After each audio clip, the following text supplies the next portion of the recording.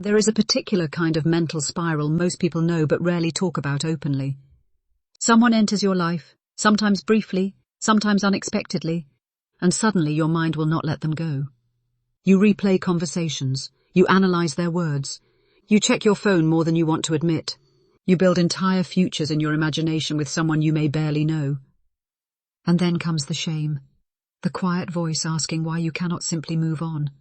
Why this person has taken up so much space inside your head. But what if the question itself is wrong? What if the real story is not about them at all? What most people label as obsession is rarely what it appears to be on the surface. Beneath the fixation, beneath the constant thinking and the emotional intensity, something far more important is happening. Your nervous system, the very biological system responsible for keeping you safe and connected, is working overtime. It is reaching, straining, searching for something it has needed for a very long time.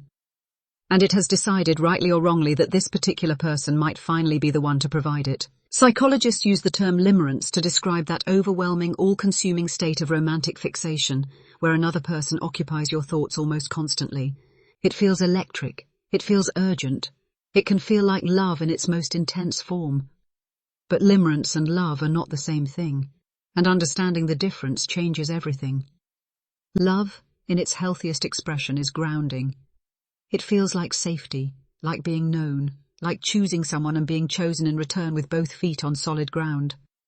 Limerence, by contrast, feels more like turbulence. It thrives on uncertainty. It intensifies when someone is inconsistent, when their affection is unpredictable, when you are never quite sure where you stand. The not knowing becomes its own kind of fuel. And here is the part that most people miss entirely. Limerence is almost never really about the other person. It is about what that person represents. It is about the emotional experience they seem to offer, the safety, the validation, the sense of being truly seen and chosen.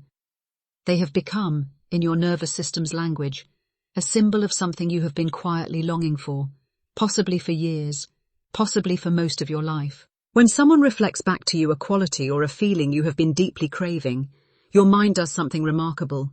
It locks on. It focuses with an intensity that can feel almost involuntary, because in a very real sense it is. This is not weakness. This is not dysfunction. This is your inner world communicating in the only language it knows how to use, which is feeling. The fixation is pointing somewhere. It is pointing toward unmet emotional needs that have likely been present long before this person ever appeared in your life. Maybe you grew up in an environment where emotional validation was rare or conditional. Maybe you learned early that love had to be earned, that affection could be withdrawn without warning, that being truly seen by another person was something you had to work for constantly.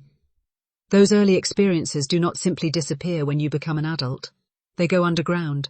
They shape the way your nervous system responds to connection, to intimacy, to the possibility of being chosen.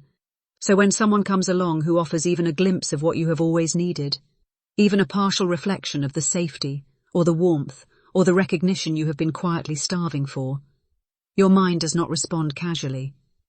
It responds with everything it has, because somewhere beneath the surface, a part of you believes this might be the moment.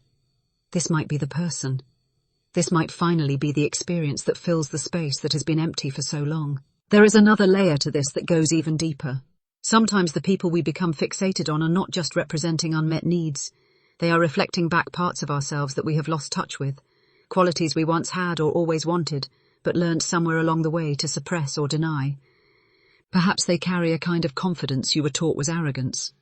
Perhaps they express emotions freely in a way you were told was too much. Perhaps they seem unbothered by the opinions of others in a way you have always secretly wished you could be. When we see these qualities in someone else, especially someone we are drawn to, the pull can feel magnetic. But what we are actually longing for is not them. We are longing for permission to reclaim those parts of ourselves. This is what some psychologists refer to as projection, and it is far more common than most people realize. The intensity of the fixation is often proportional to how deeply those qualities have been buried within us. The stronger the pull, the more important the message. Your own wholeness is calling you back to itself, using this person as a mirror. Underneath almost every experience of obsessive fixation, there are attachment wounds. These are the emotional injuries that form in early relationships, particularly with caregivers, when our needs for safety, consistency, and connection were not reliably met. Attachment wounds do not announce themselves clearly. They show up quietly in the patterns of adult relationships, in the way certain people make you feel irrationally anxious, in the way unavailability makes someone more attractive rather than less, in the way being chosen by a specific person feels like it would finally resolve something deep and unnameable inside you. The nervous system that developed those wounds is still, on some level, trying to heal them. And it is looking for that healing in relationships because that is where the wounds were formed. This is not irrational. It is actually a deeply human impulse. The problem is that no other person can heal an attachment wound for you. They can be part of a healing relationship, but the core work, the real resolution, has to happen from the inside out. At the very center of most obsessive fixations is one of the most universal human longings that exists. The longing to be chosen.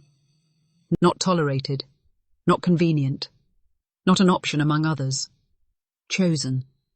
Deliberately. Fully. Without reservation. To have someone look at everything you are, including the parts you are most uncertain about, and decide that you are exactly who they want. This longing is not a flaw. It is not neediness in the pejorative sense. It is one of the most fundamental expressions of what it means to be human. We are wired for belonging. We are wired for connection. And when that need has gone unmet for long enough, when we have spent years feeling invisible or replaceable or conditionally loved, the arrival of someone who seems to offer genuine choosing can feel almost overwhelming in its significance. Here is what healing from obsessive fixation does not look like. It does not look like becoming detached. It does not look like shutting your feelings down or training yourself to stop caring. Emotional numbness is not health. It is just a different kind of pain wearing a quieter mask. Real healing looks like learning to reconnect with yourself. It looks like developing the capacity to meet your own emotional needs with consistency and compassion. Not perfectly, not all at once, but gradually and genuinely. It looks like building what therapists call inner security, a stable sense of your own worth and belonging that does not depend entirely on whether any particular person reflects it back to you. When that inner security begins to develop, something shifts in the way relationships feel. They stop feeling like emergencies. They stop feeling like the only possible source of the validation or safety you need. They start feeling like something you can genuinely choose rather than desperately cling to. And that shift, from consuming to grounding, from desperate to present, is not the end of feeling deeply. It is actually the beginning of feeling freely,